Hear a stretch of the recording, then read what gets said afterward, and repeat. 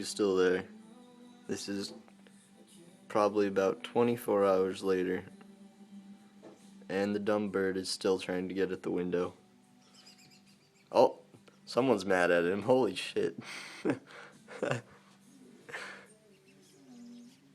He's like, dumbass, stop trying to get into that window.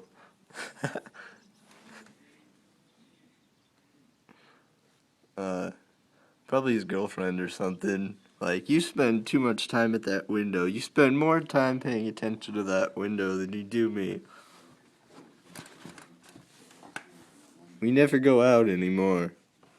You're always trying to smash into that dumb window.